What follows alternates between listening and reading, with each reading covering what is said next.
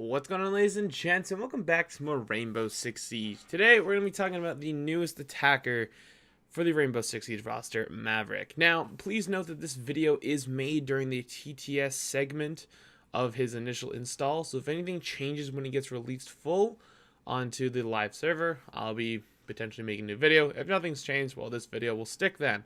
So, let's get talking about him. So first I want to talk a little bit about his guns. So his guns are two very powerful weapons that both do something very different from each other. So let's first talk about his M4 because it's the simplest one to get out of the way. It's a really fast, really good, really hard-hitting gun. That's it. Has a good reload, has good fire rate, has good damage. It's pretty much one of the staples of a 3-speed operator. So, the more important one I want to talk about, though, is his AR 15.50.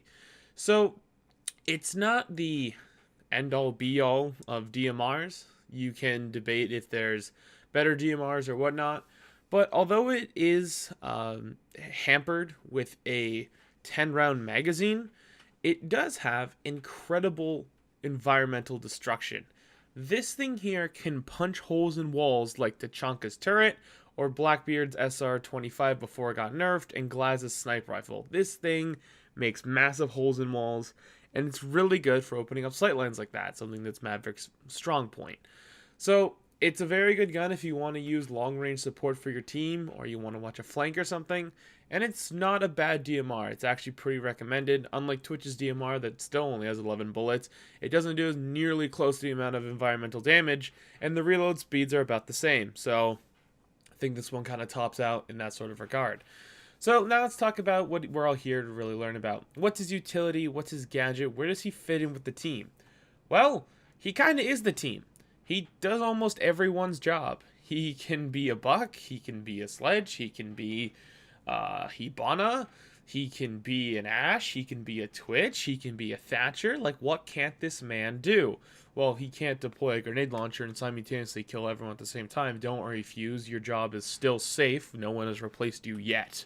So, the thing, though, saying that, is that he does everyone's job, but mediocrely. So, as you can see from some of the clips I've pasted in around here, you can see that he's very good at, like I said, everything. Need barbed wire taken out? You literally just have to lightly tap on your controller or your mouse and it's gone. Deployable shield? Gone. Black eye? Gone. Evil eye? Gone. Bulletproof cam? Gone. Castle wall? Gone. Barricade? Okay, takes a little bit longer to get through the castle doors and the barricades, but still, he can get through them. So, when it comes to everyone's hope and dream of having a welding torch operator they can use for breaching, this is where he doesn't actually really do a good job. So he has 4 gas canisters in total to recharge his blowtorch with. And as you can see in the bottom corner, you can reload this thing, but you don't want to sometimes because you might waste that fuel. If you accidentally do wind up hitting the reload button, you can animation cancel or reload cancel by sprinting or ADSing like any other sort of style.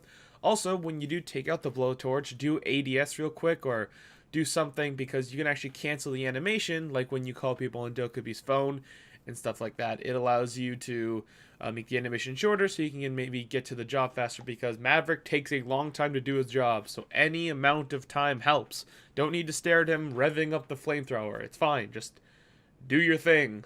Get it done. Start sodding, start blowtorching through whatever you need to at that point.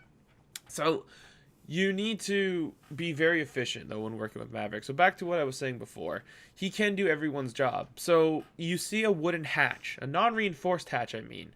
This is where you don't have to hold the torch for too long, but as long as you give it a good little tap and move very quickly, the hatch will open up very fast, as you've seen throughout these clips here. Now, when working on reinforced walls, though, reinforced hatches, the hatches you need to draw a pretty decent circle on it, or a square, to open it up. You need to open up a lot of the real estate on this hatch for it to fall through. This is where these canister management kind of comes into effect.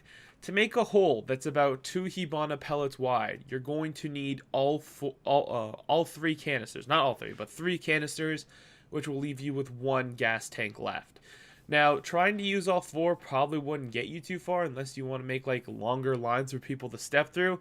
But Maverick isn't meant to be a breaching operator. He's like I said, he does everyone's job, but very, very mediocrely.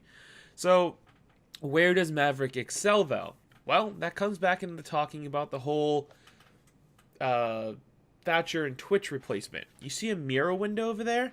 Well, you could theoretically go up to it with a smoke grenade, go prone, and burn right through the mirror window, and actually hold the blowtorch to where it will pop the oxygen tank on the other side, effectively getting rid of the mirror window, and hopefully you'll have enough time to get out of there. Because once again, with Maverick, you need to be there. You have 2 meters of free space to work with this blowtorch. If you're not efficient with it, you're just getting shot in the mouth.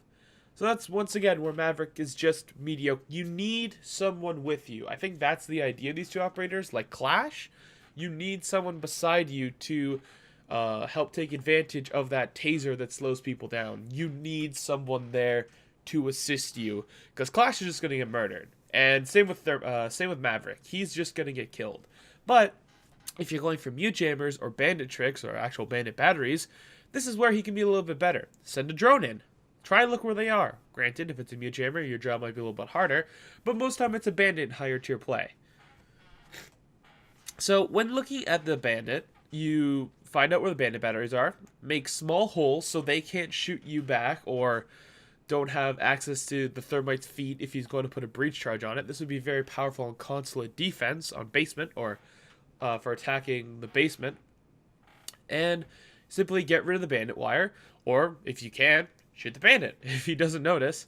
You take out the bandit wire, you're making your job a lot easier, you're making it a lot harder for the bandit to replace those batteries, because there was a sight line on where he'd walk. Get the thermite charge down, bam, doors open.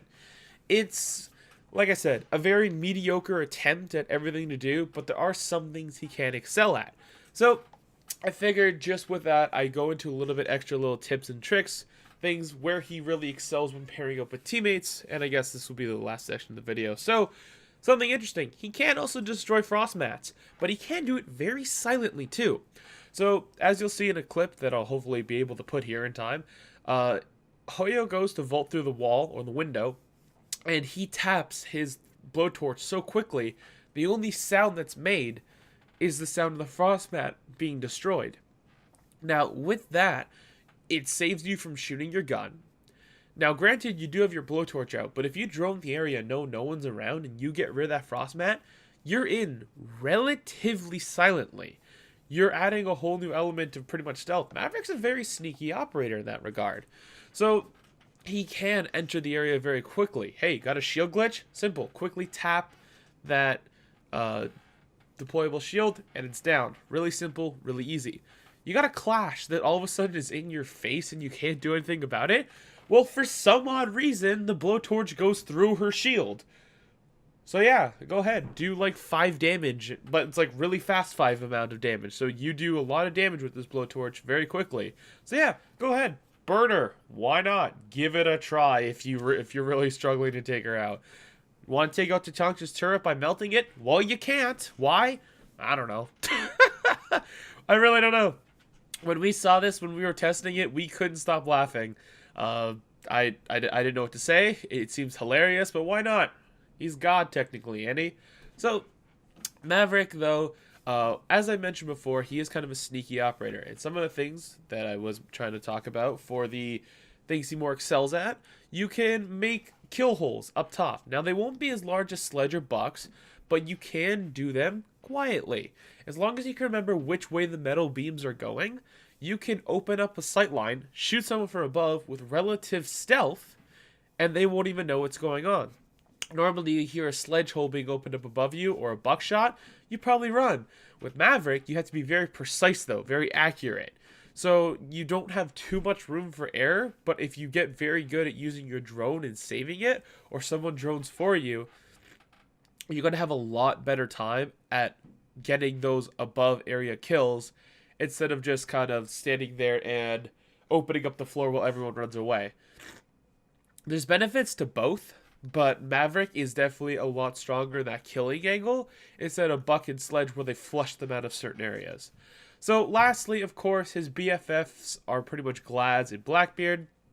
Walk up to a reinforced wall, open up a sight line, as long as you're crouching underneath it so you don't get shot.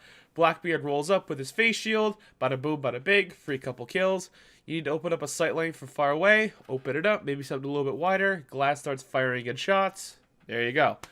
A lot of times, these two operators, they're very strong when it does come to teamwork, and that's something that's one of Maverick's, like, bread and butters. Absolutely, you need to coordinate with your friends to be effective with Clash and or Maverick. But I think that covers about everything for today's video. If you guys did enjoy or did miss out on anything or got any questions, that's what the comment section is there for before. If when this video goes up, we should be live over on Twitch on the TTS, so make sure you do come out, say hi, hang out, do whatever you want. If not, I will see all of you in the next episode. Haha, bye-bye.